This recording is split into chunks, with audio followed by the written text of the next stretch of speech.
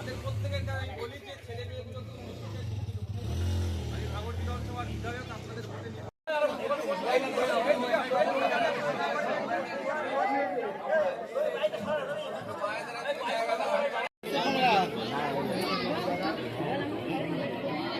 আমাদের ফটো নেবি নি আমরা 2 নম্বরে বলে আচ্ছা 2 নম্বরে কথা চলে যাই, বিভিন্ন বুথে যাই, পাড়াতে বসে মানুষের সাথে কথা বলি, মানুষের সুবিধা অসুবিধাগুলো জানার চেষ্টা করি। আজকে এখানে আমরেশ্বর নারায়ণপুর অঞ্চলে আমরেশ্বরে বসেছি, যেমন এই যেমন পাশে আমার মা একজন আছে, গরিব মানুষ, অত্যন্ত গরিব মানুষ, স্বামী মারা গিয়েছে, বিধবা ভাতা পাচ্ছেন না। তো এটা কীভাবে পাবে না পাবে সবটা শুনলাম, নোট করলাম, যাতে বিধবা ভাতার ব্যবস্থা করা যায়। ভিডিওতে চিঠি করে, এই ভিডিওতে জমা করে সেই বিষয়টা নিয়ে কথা হচ্ছে, এগুলো যাতে সুরাহা করা যায়, এই সমস্ত সমস্যাগুলো উঠে আসছে যেগুলো সেগুলো সমাধান হয়। আমরা দেখেছি বারবার আপনি সব জায়গায় সময় দিতে পারেন, চেষ্টা করি, সব জায়গায় সময় দেওয়া সম্ভব হয়ে উঠছে না, তবে চেষ্টা করি। এই আমরা পশ্চিমবঙ্গে অন্য কোনো বিধায়ককে এরকম ভাবে দেখি না, আপনি কেন এই পদক্ষেপ নেন? দেখুন, ইনাদের ভোটের সময় তো আমরা মানুষের দাঁড়ে দাঁড়ে চলে যাই, মামা কাকা জ্যাঠা মাসি পিসি ভোট দাও, তখন মানুষের দাঁড়ে দাঁড়ে চলে যায়, আর ভোট মিটে গেলে এরা ভুলে যায়। এই ট্র্যাডিশনটাই ভাঙতে হবে। ভোটের সময় যেভাবে মানুষের পাশে থাকতে হবে, সারা বছর যেন মানুষের পাশে থাকে তার ব্যবস্থা হবে।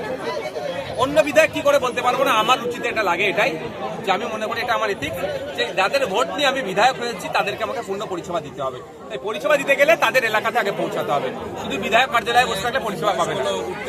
এই যে লক্ষ লক্ষ মানুষ ভাঙড় বিধানসভায়, প্রত্যেকটা মানুষ এই প্রথমবার দেখছে যে বারবার আমাদের বিধায়ক আমাদের কাছে আসছেন। এর আগে যত বিধায়ক এমএলএ ছিলেন তারা কিন্তু তাদেরকে দেখা যেত না, কি বলবেন?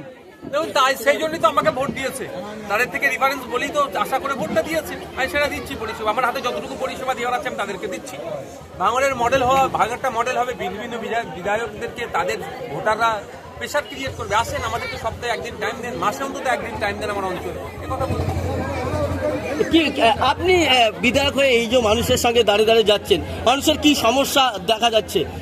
বিভিন্ন স্কিমে তারা ফ্যাসিলিটি পাচ্ছে না, আবাস যোজনায় দুর্নীতি, কৃষকদের সাথে বই পরিষ্কার হয়নি বলে ফসল নষ্ট হয়ে যাচ্ছে, মানে পানি জমে, পানি ক্লিয়ার নাই বলে ড্রেনেজ সমস্যা, এই ধরনের বিভিন্ন সমস্যা উঠে আসছে, যেখানে বা বিভিন্ন অনেকের কেস মিথ্যা হয়েছে, হ্যান হয়েছে, বিভিন্ন সমস্যা আছে, যেগুলো সমাধান কিভাবে করতে হবে সেগুলো হচ্ছে। এই যে মানুষ আপনার কাছে অভিযোগ জানাচ্ছে যে সেগুলো কি বিধানসভায় আপনারা আলোচনা করছেন? বিধানসভা তুলি তো, কনসার্ন ডিপার্টমেন্টাল মিনিস্টারকে বলি, মেনশন করি, লেটার করি, এগুলো আসছে অন্যদের মতো জায়গা করে আমি ডায়েরিতে লিপিবদ্ধ করি, সেগুলো কনসার্ন ডিপার্টমেন্টাল মিনিস্টারের কাছে জানানো হয়। একেবারে